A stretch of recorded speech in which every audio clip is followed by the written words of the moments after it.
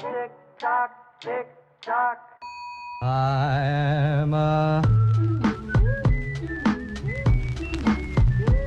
What's up guys, this is KH Limited and today's video is about the PS5 Future of Gaming event that happened on June 11th, 2020.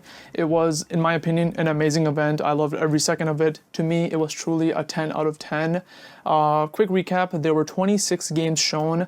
They revealed what the PS5 looks like. They showed some accessories for the PS5, and that's pretty much like that, what the event was in a quick recap. So I'm going to read out the 26 games really fast, just in case you didn't see it. So the 26 games are Spider-Man Miles Morales, Gran Turismo 7, Godfall, Horizon Forbidden West, Oddworld Soulstorm, Resident Evil 8 Village, Demon's Souls, GTA 5 and Online, Project Athia, Solar Ash, Ratchet & Clank Rift Apart, Sackboy: A Big Adventure, NBA, 2K21, Destruction All-Stars, Deathloop, Stray, Goodbye Volcano, Returnal, Bugsnax, Hitman 3, Ghostwire Tokyo, Jet the Far Shore, Kenna, Bridge of the Spirits, Little Devil Inside, Astro's Playroom, and Pragmata. Whew. So those were the 26 games. And let me say this right off the bat. So I usually watch like most of the, press conferences or game conferences or whatever events that happen. And usually when those events happen, they show like 10 games sometimes, 20 games. Sometimes they go really high, like 50 games. And no matter what it is, no matter which event it is, when I come out of it, me personally, I don't like a huge plethora of games. I'm usually like very specific games, and whenever I get out of those events, I usually like maybe 1 or 2 games that I would realistically play, and usually I don't end up playing them. So like I get out feeling like, yeah, that was a good event, and these are 2 games that I'm kind of interested in. Weirdly, with this event, not only did I have higher expectations for it, but I came out with a more positive impression, and I liked a lot more games. So first of all, there were 3 games that I'm for sure going to pick up and play. First, my number 1 most loved game here was Ratchet & Clank Rift Apart. I cannot wait for that game. It looks fantastic. And yeah, I really wanted a Ratchet & Clank game, and I can't believe they actually showed it.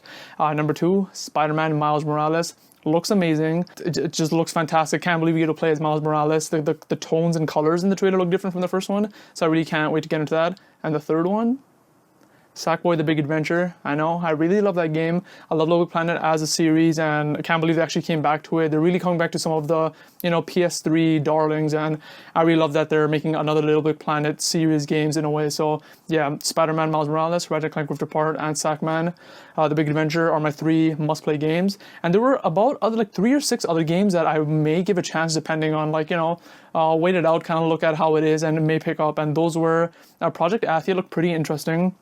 I really liked how the character looked, I love how the world looked, and I loved how the enemies looked. So that's something I'm definitely going to keep an eye out for. There was Destruction All-Stars. When I first watched the conference, it didn't seem like that interesting. Maybe I wasn't paying too much attention, but I watched the conference again, and it really stuck out to me to being really cool looking. It's like car combat mixed with people combat. There were like people doing parkour. The animations were like full of life, them dodging, running on walls, hanging onto the cars transforming into different weapons and like cutting cars or like breaking cars. It looked really fun. So that's kind of like another game that I may pick up at some point.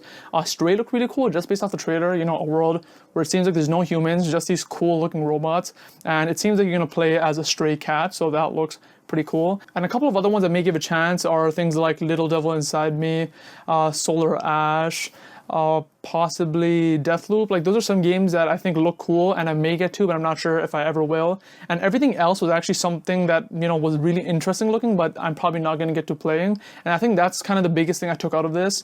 Usually when I'm in like watching a game conference, there are a lot of games that I really do not care about that much, but I just get through the conference and watch it. But in this conference, everything looked interesting and looked like it was for a certain person.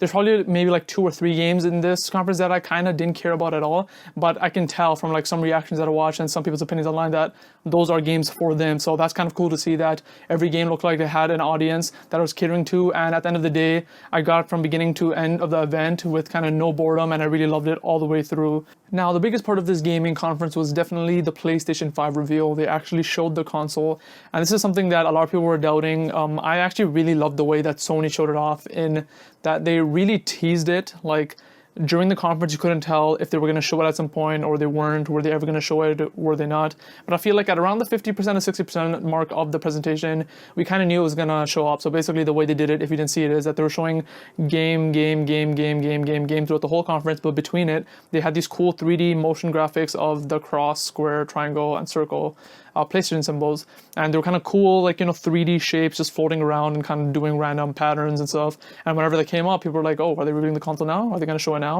and they never did.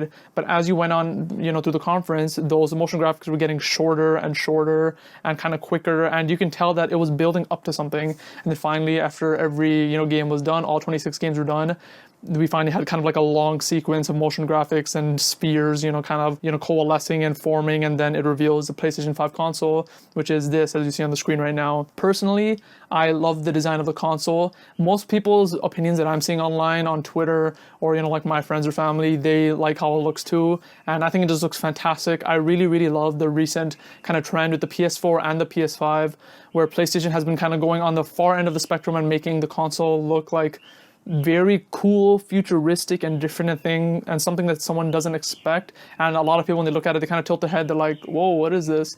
And that's definitely the look that I love.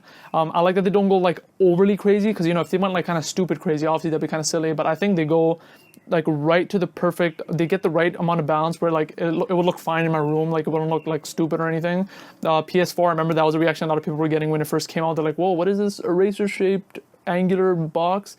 And same thing with this, people were like, whoa, it looks like an alien spaceship all curved with side flaps and things like that. I think it looks fantastic. I love the design. And that's one of the things I'm also disappointed on Xbox's side. It seems like they're like a lot calmer with the designs, which is obviously a choice they can make. But the Xbox One had a very boring, just like box design.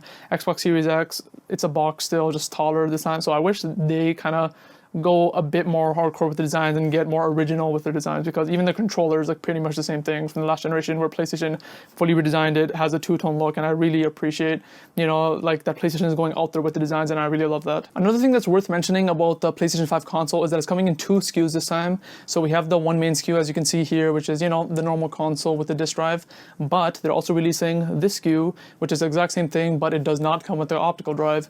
And what's really interesting is that the two consoles actually look very different in terms of the form factor. It's not like they just remove the disc slot or anything. They actually change the shape, and as you can see, the digital version like almost looks like what they originally probably planned for in terms of design. It's all symmetric and looks cool, and the normal edition looks like they just like added the optical drive on the side and kind of made it thicker on that side. So really cool that they're giving that option, because a lot of people these days do only go digital, and if that comes at a cheaper price, that's kind of a cool option for them. I personally will probably still get the physical edition if it is backwards compatible with PS4 discs. I don't see why not. And for some games, I still like getting the physical edition if it's like a big game that I kind of want to celebrate, like for example Final Fantasy 7 Remake on the PS4. I definitely had to get that physical, so I'm pretty sure I'm still gonna get the physical version of the PlayStation 5 too. The last thing to mention about the conference is, along with the PlayStation 5 console, they showed the DualSense controller again, they showed an HD camera, they showed a charging dock for two controllers, and they showed a headset. So those are other accessories that are also part of the PlayStation 5 family that you can get.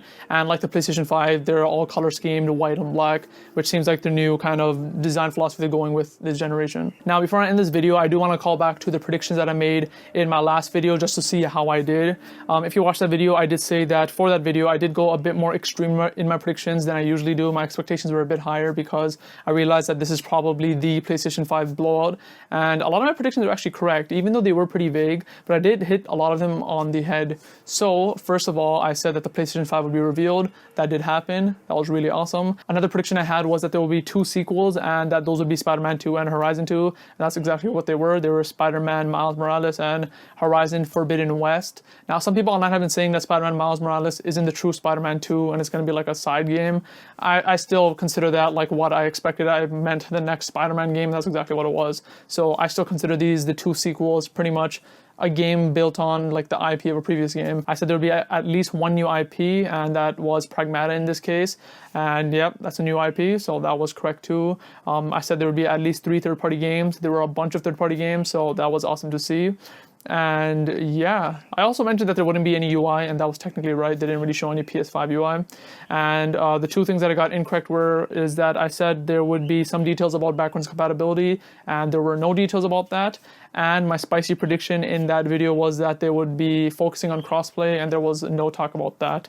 I think I made those predictions because I expected it to be more of like an E3 conference where there'd be someone on stage, or in this case, someone on camera kind of talking about the PS5, but it was nothing like that. It was game, and then at the end it showed the console. So It was a lot more tighter, a lot more game focused, and a lot better than I actually expected. So in my eyes, it was a 10 out of 10 conference. I know like a lot of people like didn't like it fully. Honestly, I'm not sure why. Like usually I do get it. Like people are like, oh, they didn't show enough games, or there were too many CG trailers. None of those are valid to me in this case. Most of these trailers were gameplay trailers. There's maybe like a couple that were fully CG. They showed a ton of gameplay. A lot of the trailers were gameplay focused. They showed the console. Like I don't see any complaints that you can make for this conference in my opinion. Only thing I could see is that you want to see the price and that wasn't there. I get that why they didn't show it. They want to have a positive PR cycle probably, and why like kind of cover all these announcements with a price that some people may not like. And the other reason I can see people complaining about is that there was no game that they liked. But again, there are a lot of types of games. You probably like at least one. Like I said, I really like this conference. I like everything about it, but please do let me know what you thought about it down in the comments below, about the PS5, about the conference itself, about the games, anything. And thank you guys for watching. Tick tock. I am a